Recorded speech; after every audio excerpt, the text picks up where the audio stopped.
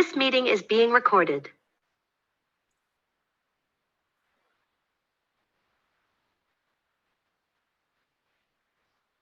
All right. Yeah, I see people joining on, so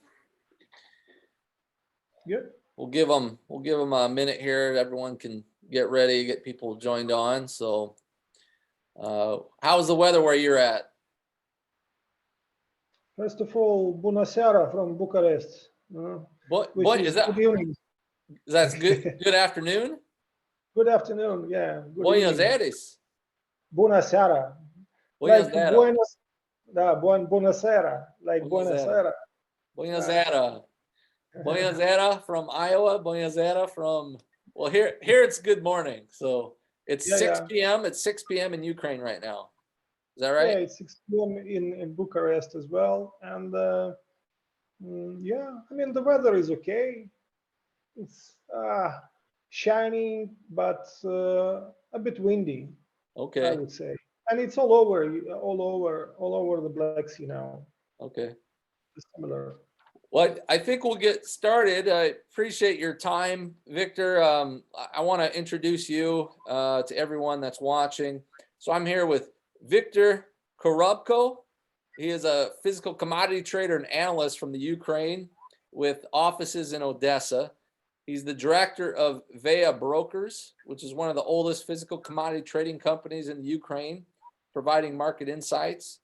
And you've held various positions in different import and export companies, as well as wheat milling processors. And you graduated from Odessa National Economy University in 1996, and you hold a master's degree in economics. So hopefully I did you justice. You have a very, very interesting background. Well, again, we thank you for joining us, Viktor. We obviously the whole world is watching what's going on in Ukraine right now, and maybe to begin with, give us a little bit of background on what your life has been like in the last couple of months. We were chatting a little bit before we started, how you've had to when the war started, you left Ukraine, then you came back, then you left again, and so maybe give us everybody a little bit of background on that. Well, we all got the feeling that something is cooking, but we all, I think, were extra positive on Putin, I would say. We were thinking, no, Putin will, if he starts like in the East, he will not be bombing all over, I mean, and that's it. But at 5 a.m. On the 24th of February, I woke up because of the blast. And the blast was just like 4 kilometers from my house. Because there was a military base, I would say, yeah, Ukrainian military base, and the Russians hit it. So basically, what I woke up all my family. First of all, let them go to the underground. Secondly, we decided immediately to pack the bags, and at 6 a.m. we were in the car and and because my wife was driving, so we were going to Moldova. Okay, so you were out of there, like the bomb started shelling the first day, a couple miles from your house, and that was enough. You took the family and got out of there. Yeah. I didn't want to wait for more blasts. Yeah. Basically, it was a reaction to my son and, to my kids. My minors were crying, were in fear. So it was very, very fast. Bam, bam, bam, go. Yeah. And we went to Moldova, settled there in some 1.5-star hotel.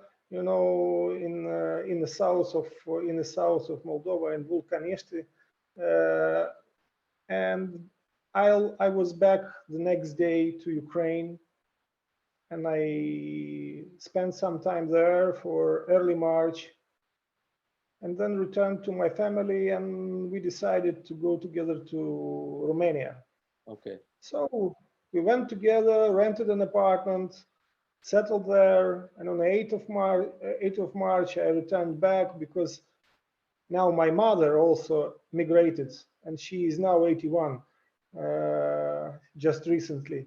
Yeah. So she migrated to Moldova, and I settled her in the same hotel in the Vulcanești town. And I spent some time with her, and then I can return to Odessa, and then from Odessa I returned back to Moldova. So I'm nomadic, basically. Yeah. I'm You're a nomad. yeah, and I'm going to see Odessa again on the 20th of April. So Okay. that's it. So you basically got your family out of there. Then you've been going back and forth, back to Odessa, then back to visit family, and now you're going back again next week or shortly again. Okay. So I thought it was interesting how you were talking about how you were able to come in and out of the country yet. So you must be able to get in by you're driving or you're taking a train. Bus, car, whatever. I mean, I don't drive, Okay.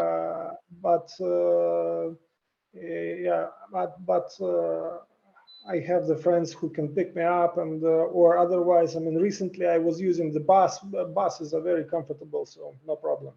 Okay. Yeah. Well, maybe I'll pull up some of these maps that you had, and if you want, I have several questions, and I guess we can start wherever you would like. And for those that are watching from home, there's a Q&A box that if you want to type questions in, you can go ahead and do that. We'll get to those in the end. But other than that, we're just looking to hear mostly from Viktor and what his experiences are. So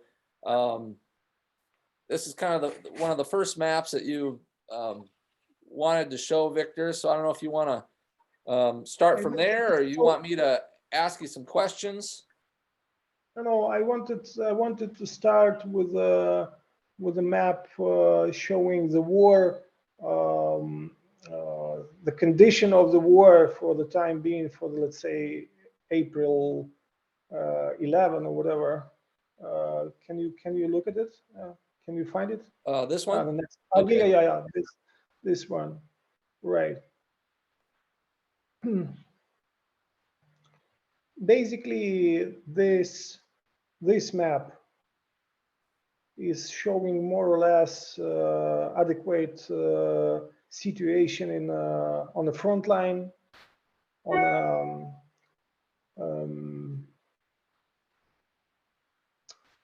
indeed, Ukraine has the territorial losses, but slowly it takes back some of the earlier seized territories. Obviously, it irritates our liberators, and they try to regroup. They try to change the chief of army. I mean, okay, they changed already. They try to change the tactics because so far they have not achieved any even not even strategical target, but even a tactical one, So I would say the next 20 days would be rather hot for this time of the season, and there would be a lot of bloodshed, a lot of war. And as you saw recently, obviously with the help of the weaponry which we receive from UK, from US, from some countries of European Union, we managed to sink the battleship in the Black Sea. I think it was yesterday, and rather effectively. And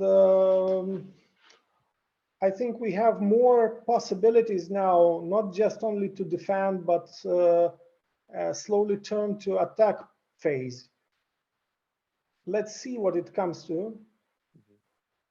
But so far, I would say, judging the markets and judging the behavior of Ukrainian farmers, there is more optimism about the victory of Ukraine, I would say.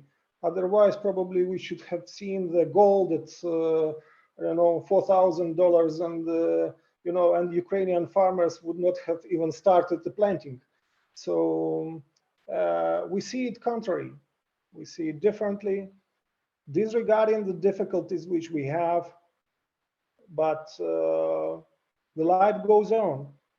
And for the time being, in Kiev, which has been shelled, let's say, as long as far as like 3 weeks before, 3 weeks before. Now cafes and restaurants are being slowly but opened. In Odessa, similar situation. I mean, people try to make business, to return to life as, I would say, if it was normal. Obviously, as normal as can be. Yeah, absolutely, as normal as can be. True. And many of the businesses obviously relocated to the safer areas, to the west of Ukraine. Some migrated to, let's say, to Romania and so on. For instance, today we learned that entire office of such container carrier as Zim, the Israeli container carrier, which Odessa office, entire office has been relocated to Romania. So they are working now in Romania and helping the Zim containers which stuck in Odessa port and in Chernomorsk port and so on and so forth, to relocate them to Constanza. I think that's a question that a lot of people have, is what is the export capacity right now of Ukraine compared to prior to the war? How much of it has been damaged, and have the ports in Odessa been damaged? Who's in control of the waterways in the Black Sea? So far, I must admit, it's Russian pirates are still, in control of the Ukrainian part of the Black Sea, correct?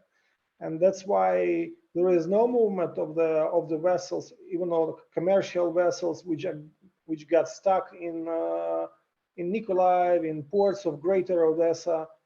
They cannot move. Russians declare some sort of the green corridor and so on and so forth, but nobody believes them.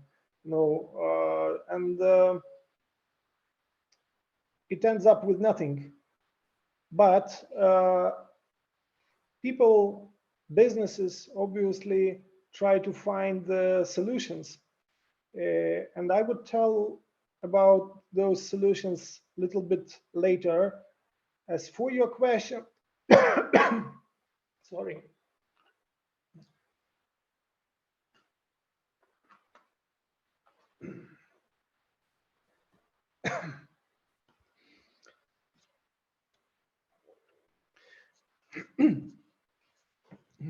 As for your question in relation to ports, right, there were some damages, but to tell you openly, these are minor damages. the greatest damages were done to the crude oil facilities. Okay. But for grain facilities, yes, correct, there was some damage done to the Bunge silo in in Nikolaev port. And there were some damages done, but light damages done to some infrastructure in Odessa. But these are like, I don't know, 2 days of repair or whatever. It's nothing, Okay. nothing significant. Pretty small. Right. So if, and this is absolutely significant and important, to move the serious crops for export out of Ukraine. So if the ports of Greater Odessa and Nikolaev are reopened again and navigation is reopened, it will take not so long to run the ports effectively again, like okay, at 70% of the capacities, but still very effectively. So they can, if they had control again of the ports, they could go back to exporting quite a bit very soon. Absolutely. So the main issue is they don't have control of those ports. Is staff or employees hard to find? I mean, they have. You said the facilities are not damaged, but are there people there that are able to begin working there, or have they all fled the country too? No. The ports are called the critical infrastructure objects in Ukraine, and the port workers are there. I mean, whatever happens, they are still basically at the workplace. Okay, maybe they don't work as heavy as before. They may do nothing, but they are there. I mean, the ports do not let them go.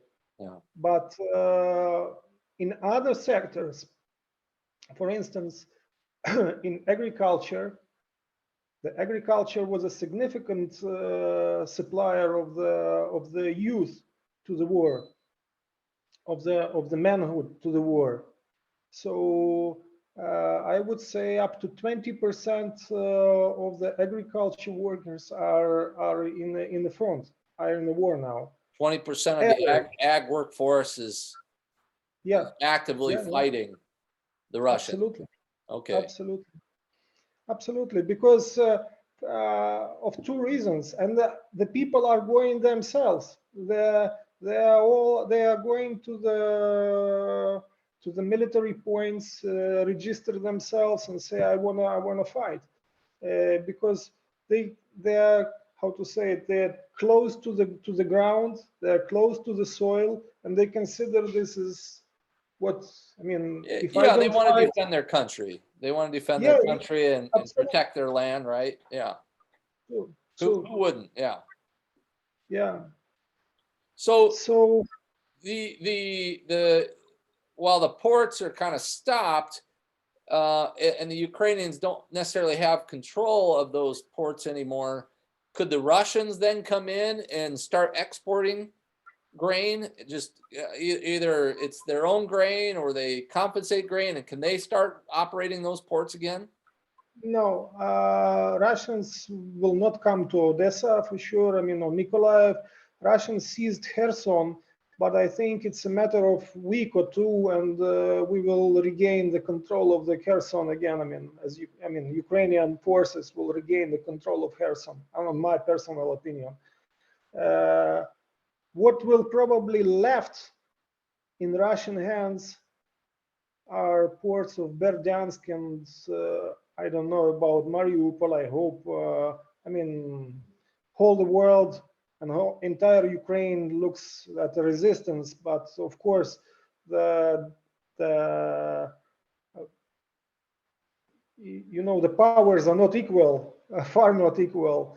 However, I mean, our fighters, they know how to do the partisan war. So that's what keeps Mariupol still behind Ukraine. I mean, at least a part of it, I would say so. Yeah. But from other Russian ports, from Shallow Draft, Azov Sea ports, and from Novorossiysk port of Russia, the shipments of grain are still going on. Shipments of feed materials as well, and so on, some flour meal, some flour husk, and so on and so forth.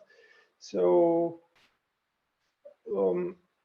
disregarding the sanctions, there are parties who are able and are interested to take the risk, and they do so.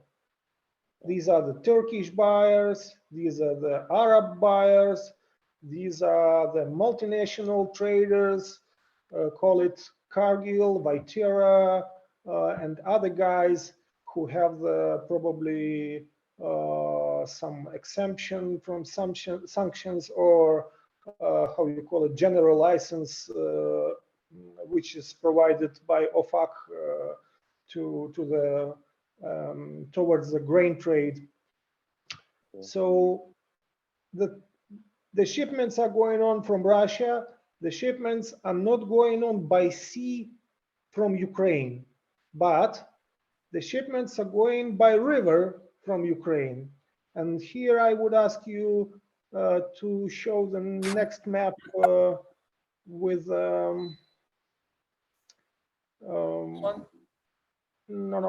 no, next one. Yeah, this one, right.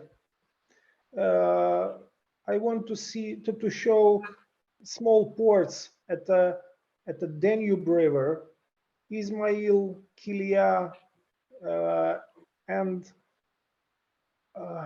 Reni. They don't show here, but Reni is just at the corner of where Republic of Moldova and Ukraine meet one another.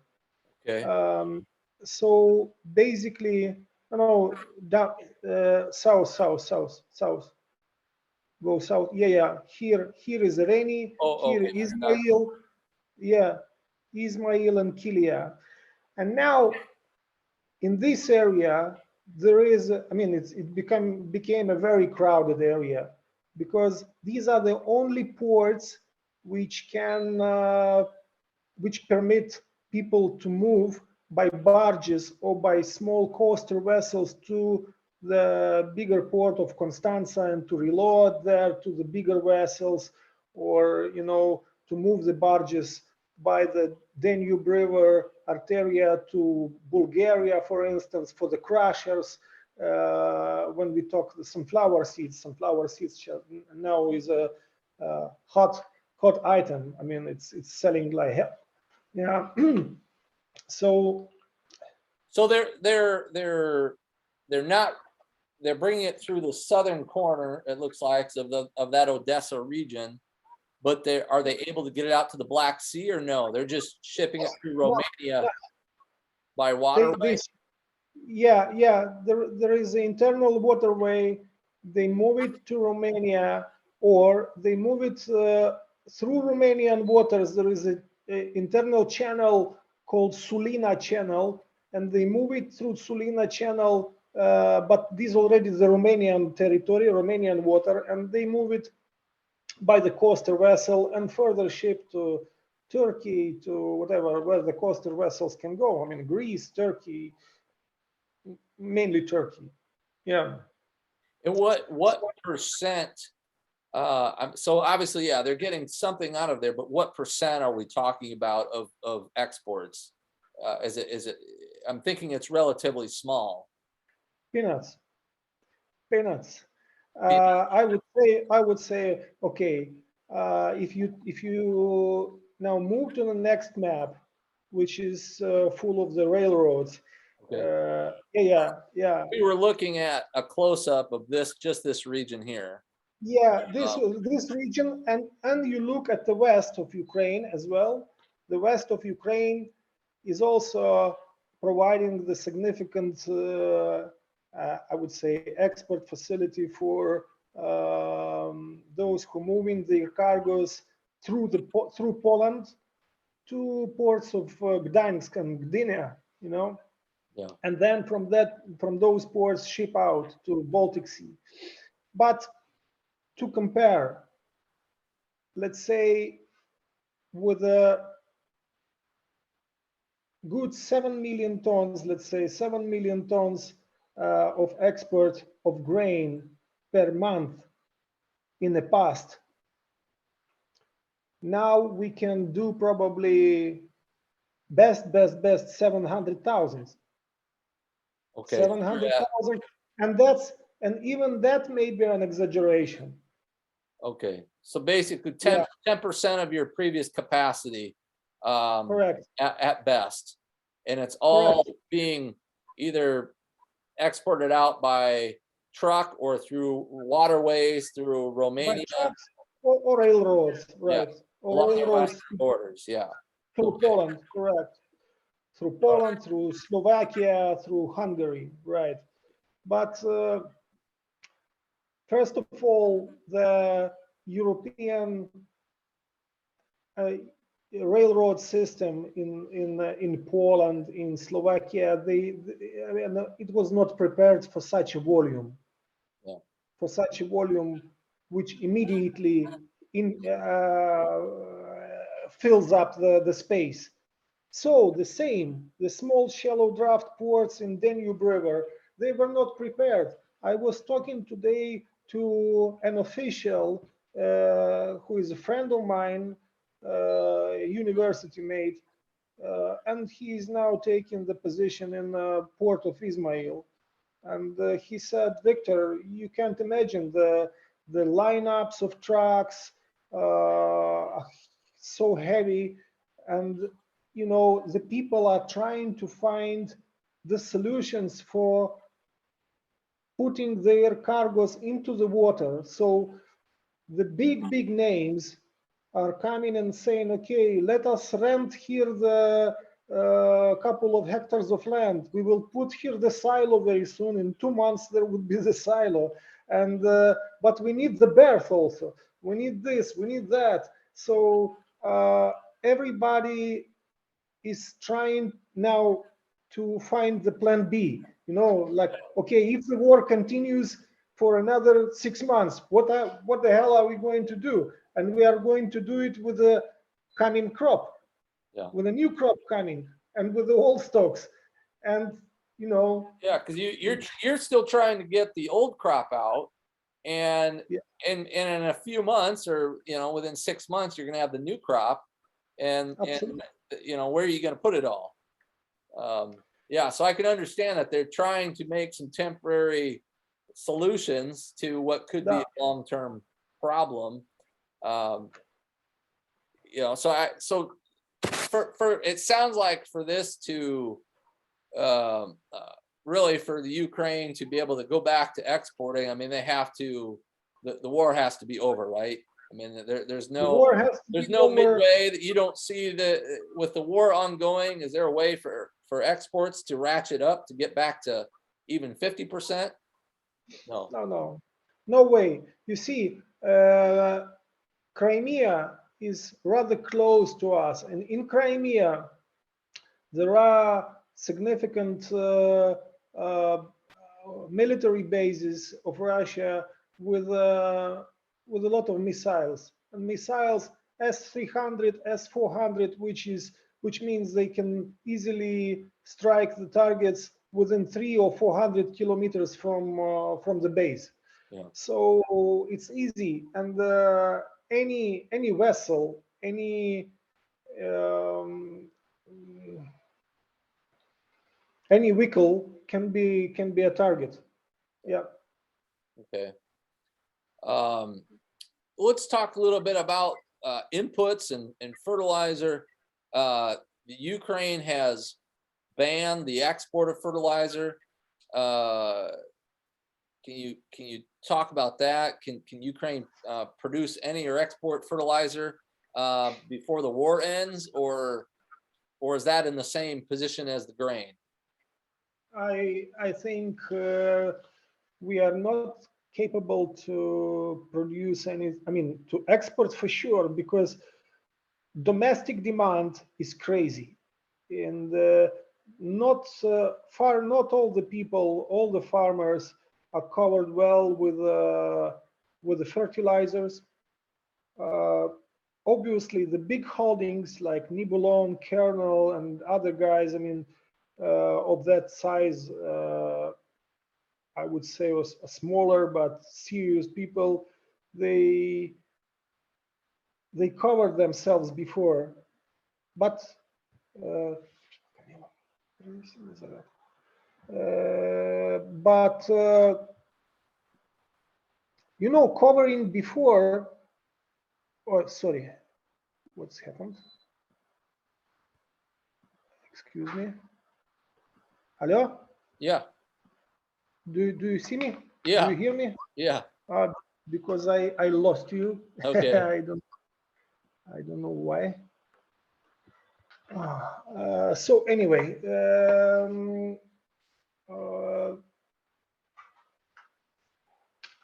covering before, having a contract with a fertilizer factory which has been bombed by Russians and cannot produce anything. Okay, so there was a major fertilizer factory that was bombed and is not producing Yeah, anything. yeah. Let's say, okay, it was all majority of that was in the east of Ukraine, which is most affected. All right, there was and remains couple of factories are in the west of Ukraine, Rivno, Azot, and some other. But you see, leaving that production open is also a target. And if the factory is hit by the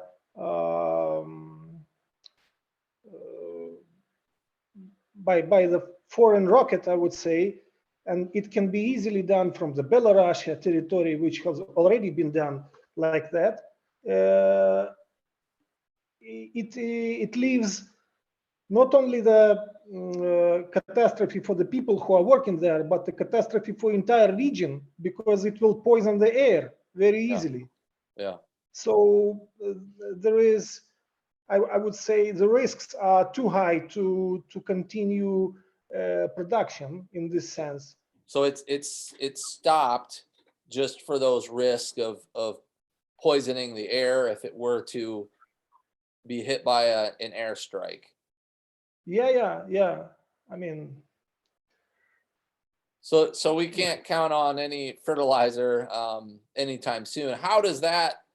I mean, if I'm a farmer and typical farmer in the Ukraine, how do I manage or plan for? I mean, what's going through their mind right now? Are they going to try and plant the best they can? They're just going to cut back on fertilizer then? I mean, or do they have most of their inputs? some of them are covered physically, let's say, with I mean, from 50% to 60%, which is very good, or considered to be very good at the time being. Some of them are covered way less, but I mean, now there is some trade is going on with the leftovers from the warehouses. Okay, I mean, the prices are very high. The logistics is very difficult. Okay. But still, the cargoes are moving, the money are being paid, the banking system is working. So somehow they get what they want. Slowly. What I want to emphasize, they planned, but it is not the way like it was before. Before it was okay, everybody is covered, planting campaign started, bam, 3 weeks. Okay, all the early grains are being planted. Let's switch to the whatever, sunflower seeds, and then the corn, and so on and so forth. Now it's all irregular. It's not simultaneous. It's like by clusters. Okay, today we can plant this. All right, we have diesel for to plant this. We have fertilizer to dress up this. I mean, okay, let's go, and we do this. So So, it's like a so little they're bit kind of ad planting hoc. in blocks. Like okay, I got 20% of my seed and fertilizer. Let's plant this field. And they get that Yeah, done, and then they got to wait a few days or a week to get more seed or fertilizer. And oh, now we're going to yeah, plant over here. Is that kind of how it's working? yeah. And what's interesting, I looked at developments um, within like last 20 days. And 20 days before, farmers were not keen to plant much of the sunflower seeds. I've made a ranking to myself. Okay, first number one is wheat, number two is barley, number three is peas, number four was oats, and only fifth was the sunflower seeds. And I was thinking to myself, oh, okay, maybe it's because of the weather still. I mean, and but no, the farmers were not very sure about plant or not planted. That's it. And now they changed their mind. They plant as if it was normal, and they are in a hurry to plant the sunflower seeds, even though it's only April. Yeah. Normally, they can plant sunflower seeds on May. They can plant sunflower seeds and corn starting May. I mean, nobody, how to say it, nobody forces them to plant it that early. But they want to plant it early by two reasons. Obviously, the war risks, the shortage of labor. They use now all the capacities they have, so they do it fast. Secondly, you plant it earlier, you receive it earlier. Yeah. The psychology is that we need to narrow down the term between the putting the seeds into the soil and receiving the results. That's it. Yeah. So it's kind of summarizing. It sounds like, I mean, the banking system is still working for the most Yeah. part. And so farmers are able to buy and sell. It's just the process is slowed down. And it's very irregular, as you said. So they're able to get most of what they want, but maybe not quite when they want it, maybe not all at once. So it's just requiring a lot more planning, a lot more headache. And so ultimately, what's that going to do to the harvest then, to the production? If will you be able to plant 80% of the area? Will you be able to harvest 80% of the area? I mean, what's your expectations? Yeah, look, even 85 probably, but again, Matthew, it depends from warfare, from the activity of the bad things. Yeah, let's say, I would say so, of the war. yeah. Because If most of the war is on this eastern front here, they're probably going to be more impacted than people on the western part of the country. Is that correct? yeah, absolutely. And so looking at wheat production, this is spread out to the country. You have most of it's in this. I mean, it's spread out all over, but you have a high concentration here, which is where a lot of the fighting is going on, the heavy fighting. I would say about 35% of the wheat is should be affected by war. Okay. Okay, but we must understand we planted 6.5 I think million hectares, and now we have to adjust it, let's say by 35%. So it's what it is. We've also read a lot about diesel fuel and parts. Is that a problem too? Just like with fertilizer or anything else? Yeah, yeah, absolutely. And you've seen recently Russians opted the strategy to hit the oil deposits. I mean, oil storages.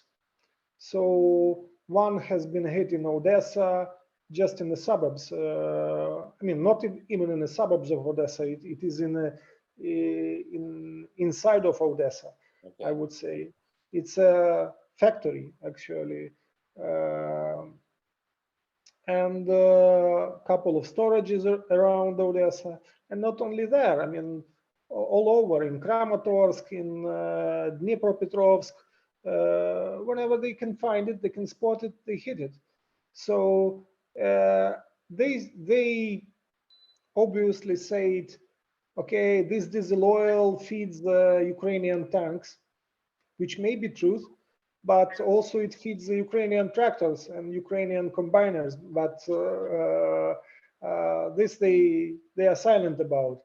So basically, it is set also to ruin the Ukrainian agriculture development.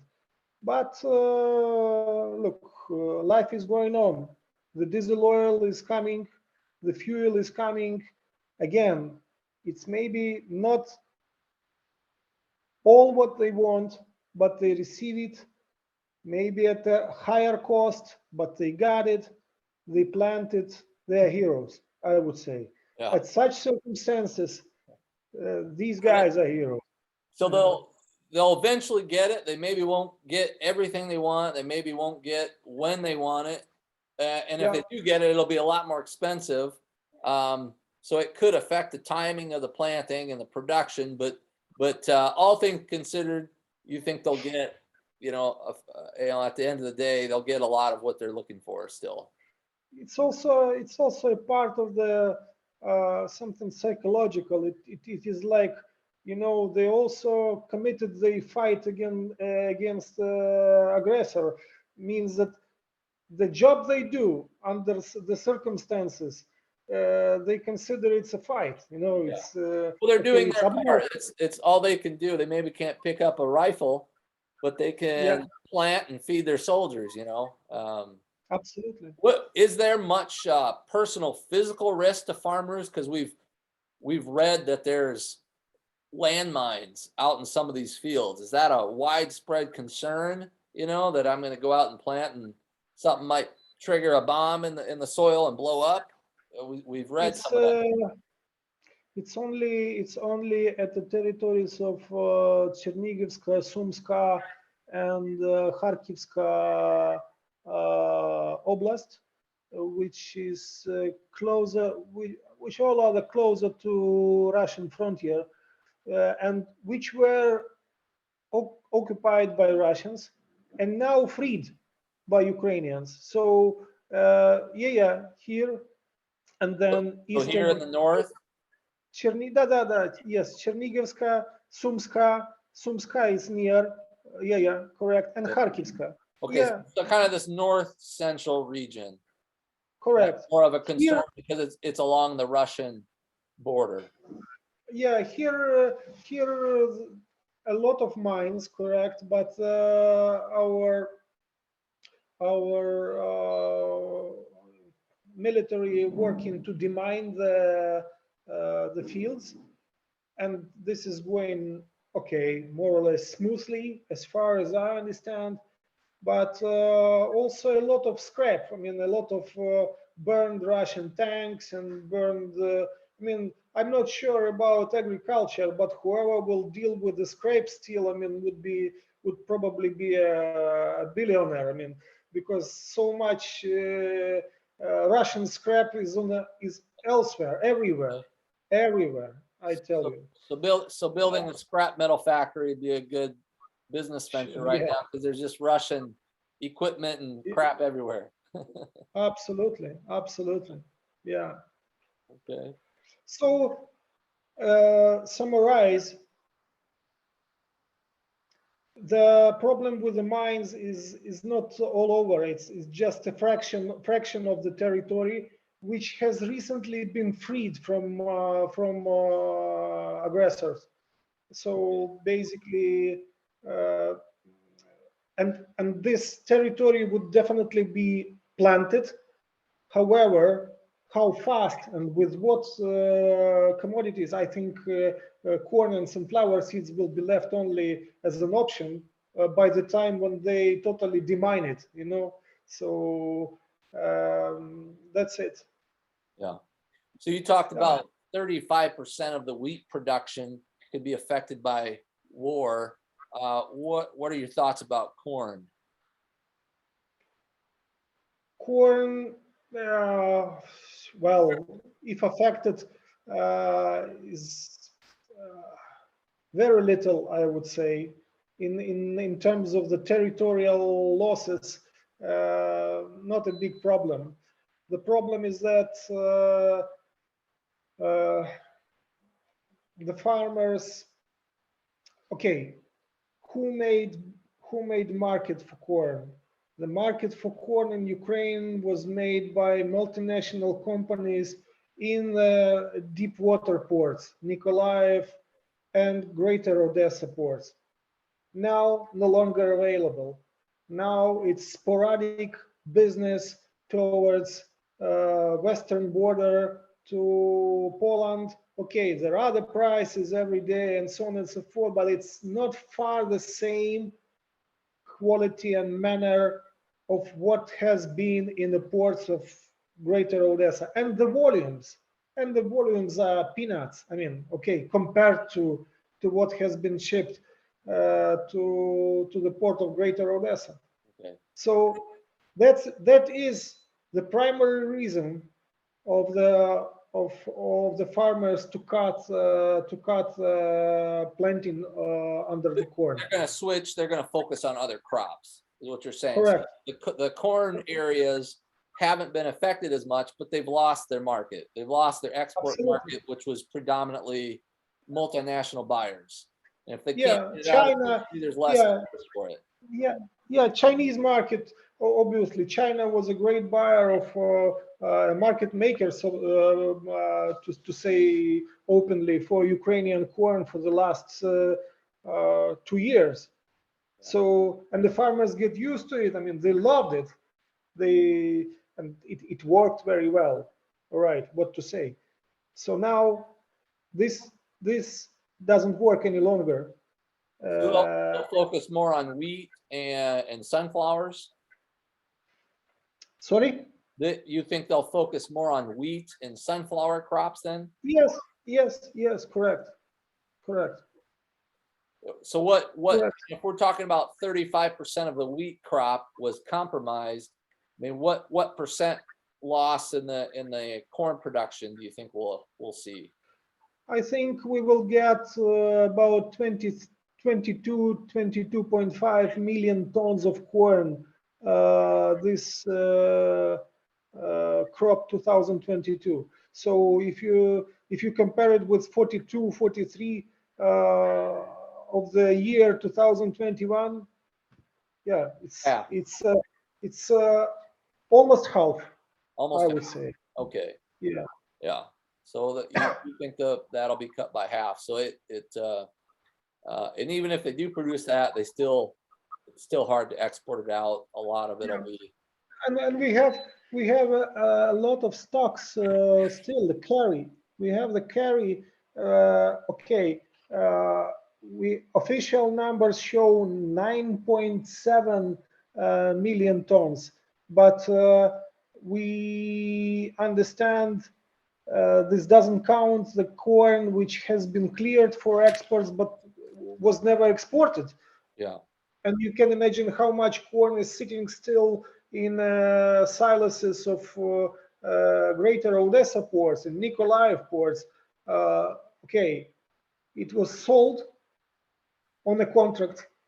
It was waiting for the vessel, or maybe even got the vessel berth, but I mean, there is no, not necessary to load her because nobody knows when she is going to sail, and that's it. So Yeah. I would say up to 15 million tons, perhaps, Yeah. is still sitting in Ukraine. And okay, what we can do, we can export. Let's say if we take all all the export power being the corn, let's say 500,000 tons of corn monthly we are exporting. We are what?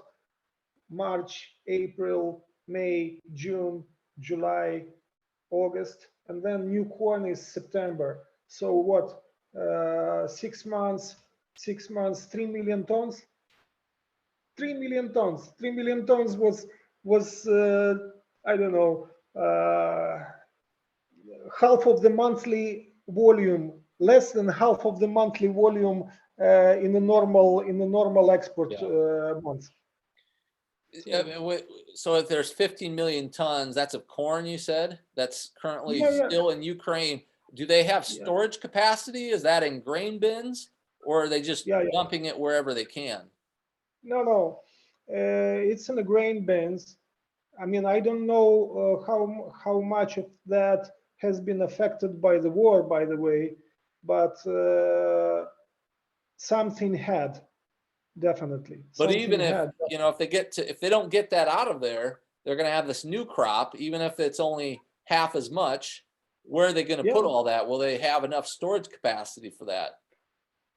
Ukraine, before the war, had about 60 million tons of immediate storage capacity for 60. if we, yeah, about Okay. 60, right?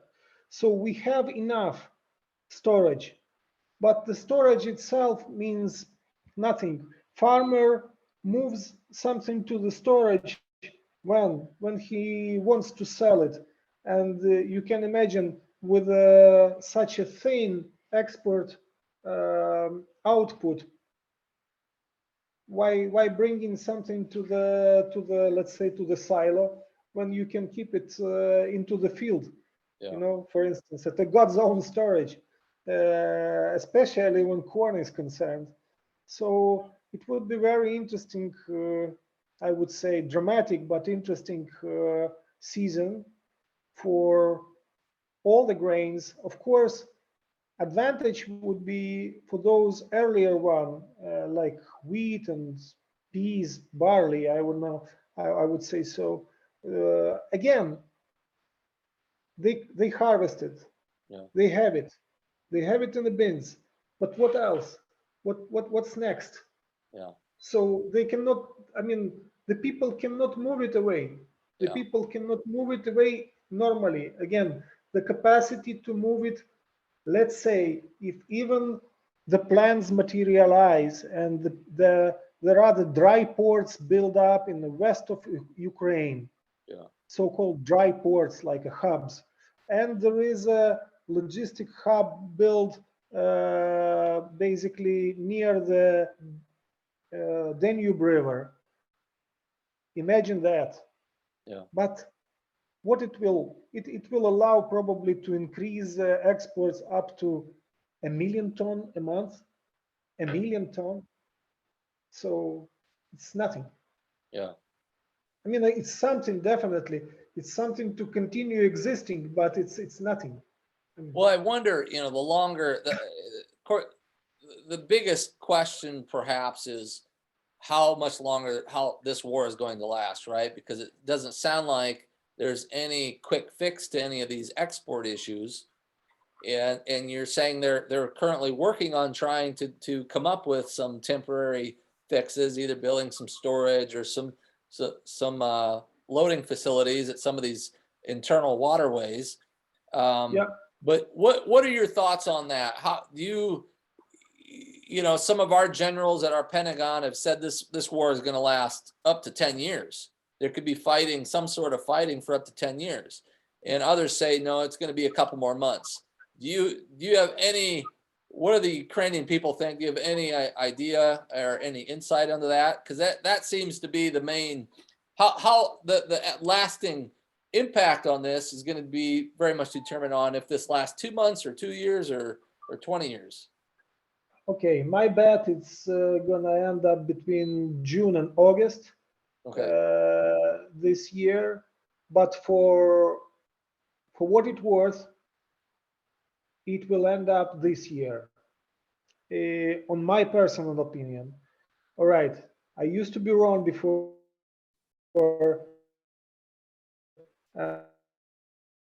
and not too skillful in the, the best war experience I would say I had when I was a Soviet boxer and I was in the ring. So that was it. Oh, So, you used to be a boxer. Okay. yeah, I was a bronze champion of Ukrainian Soviet Republic in, well, in 1990 or 1991, just prior the collapse of Soviet Union. Okay. Yeah.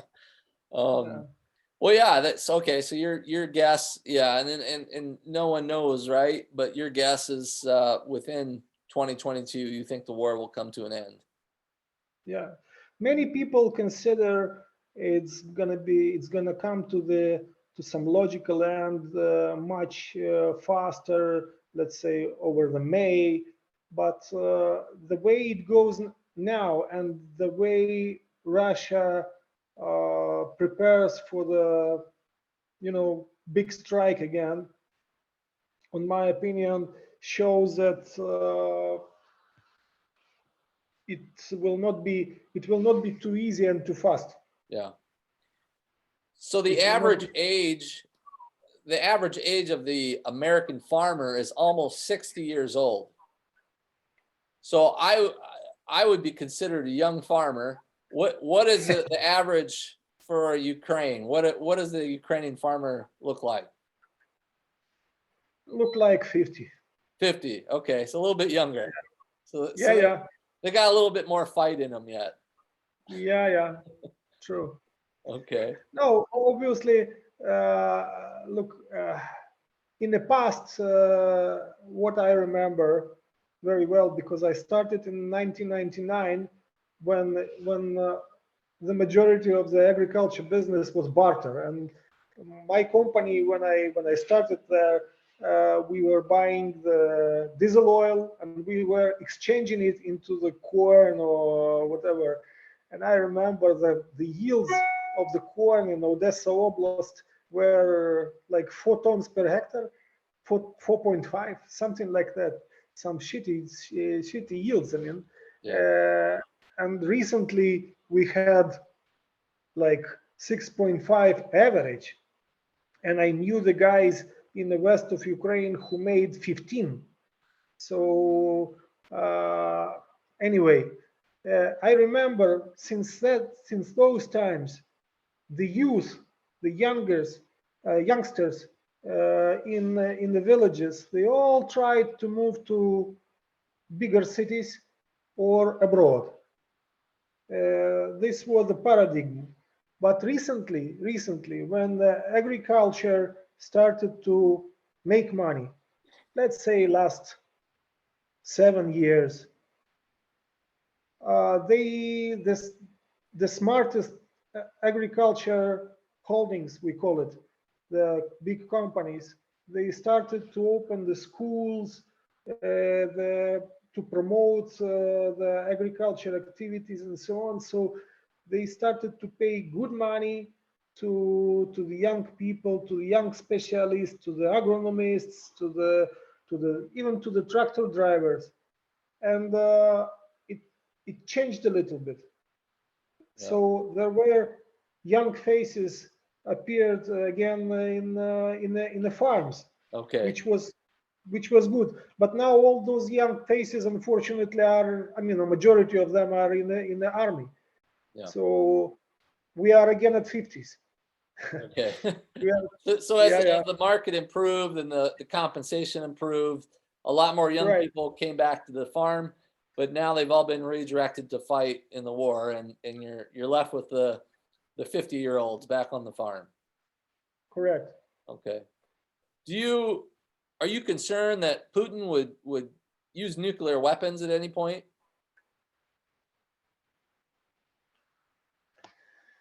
You cannot say for the devil, but basically, I still hope he does not want to destroy himself as well. Okay.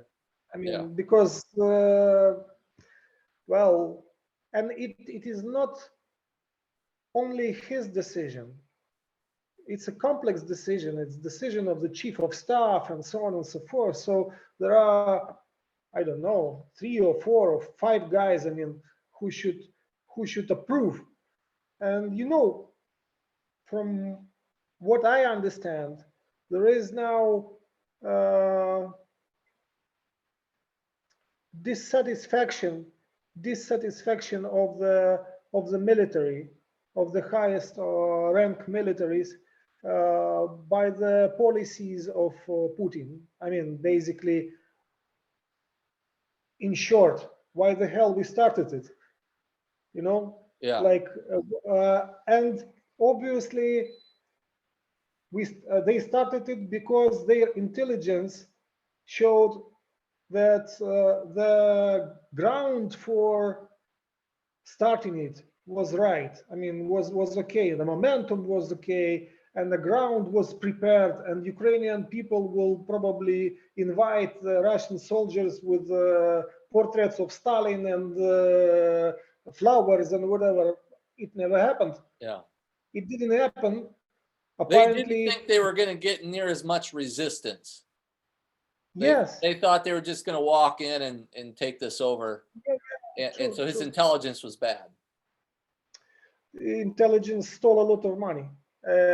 And now, you know, who suffered? It's not an intelligence is suffering. The soldiers are suffering, and soldiers are military. So basically, the highest rank military officers in Russia, they say, why the hell we can stop it now, or we can somehow limit it, or whatever, but we cannot take it all. We cannot seize it all. You see what happened, and we can see it by actions. Yeah. We can see this by actions.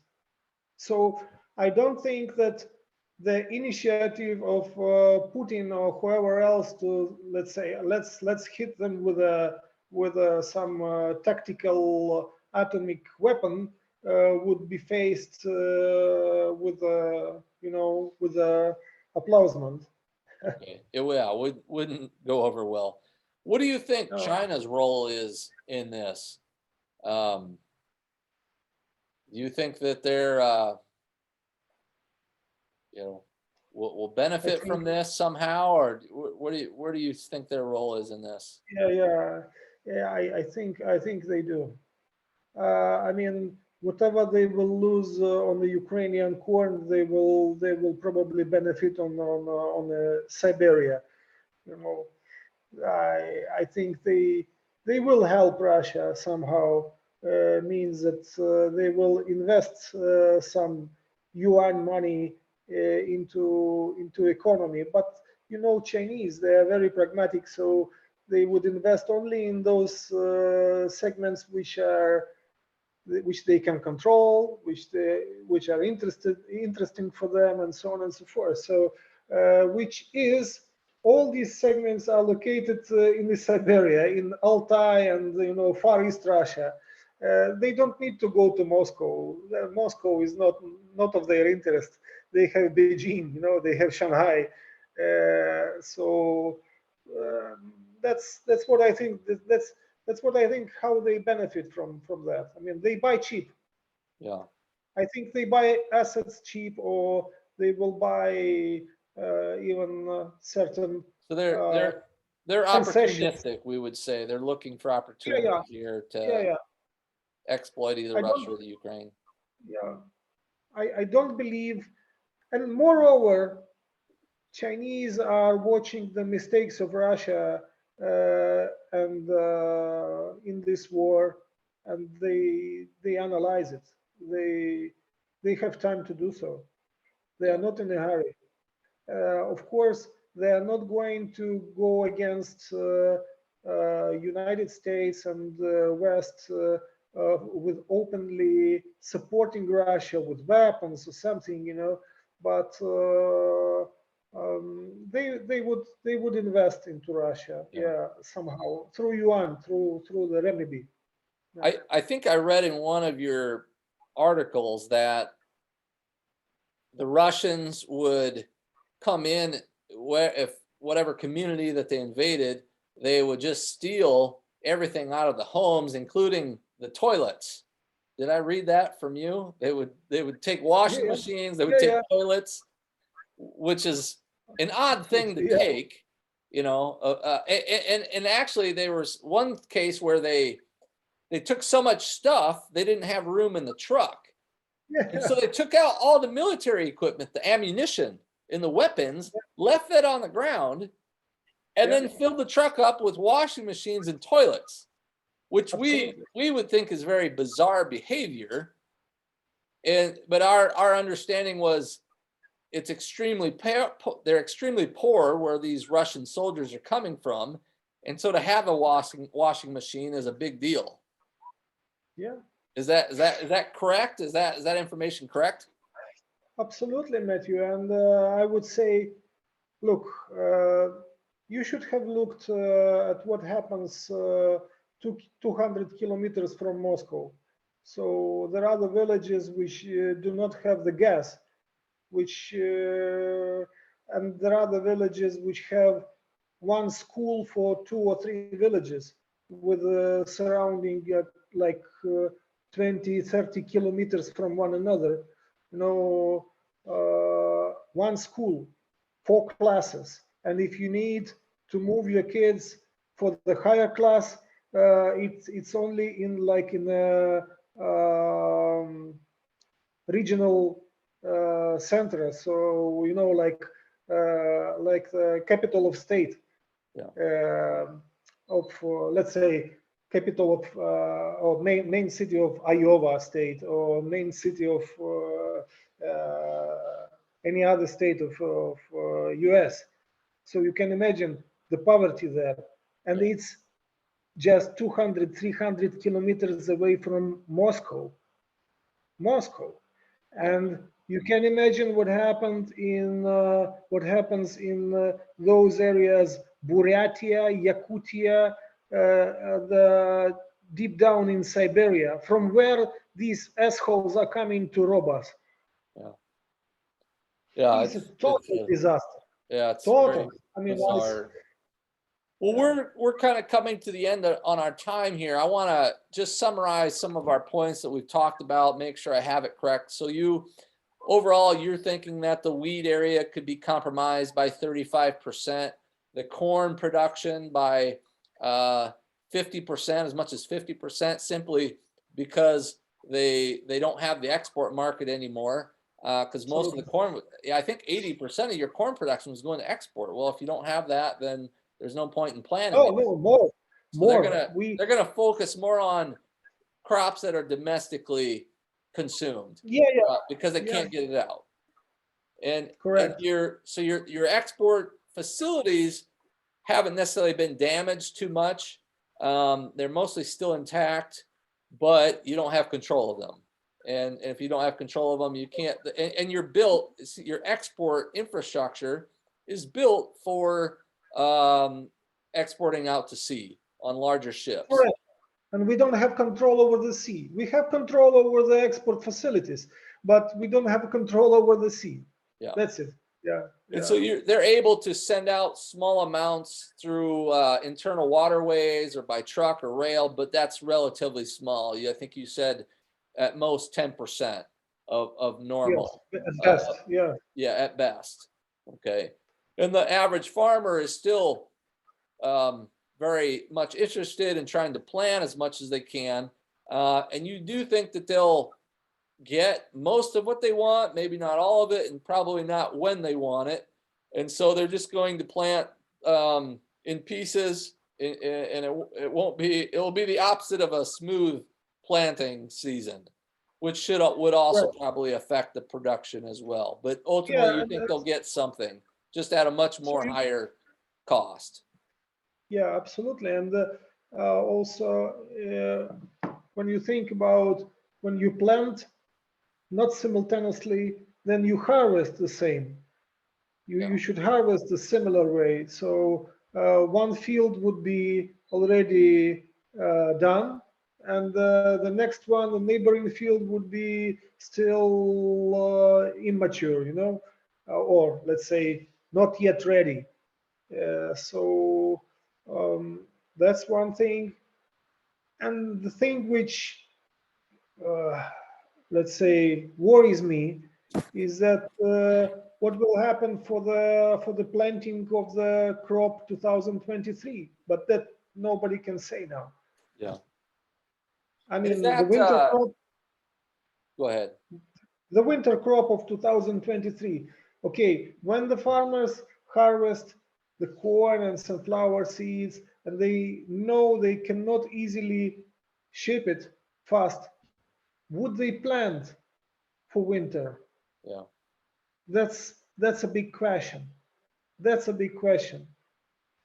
Because to have the money, they need to liquidate the commodities, their assets. And if they don't have enough money, they may not plant as good as they normally do for winter. And you know, winter crops are the most significant in Ukraine. Yeah. Well, we're going to announce to everybody that Viktor says the war is ending later this year. Yeah, sure. So, Refer to me. Refer to me. well, Viktor, do you have any final comments you'd want to share to anybody? I'll let you end it. Look, I wanted to say thank you guys, first of all, for inviting me for this conversation, and thanks to the people of America, of United States of America, for support for the refugees, for donations, for Ukrainian army. You know, brick by brick, we will do it. Yeah. We will do it together. And thank you guys.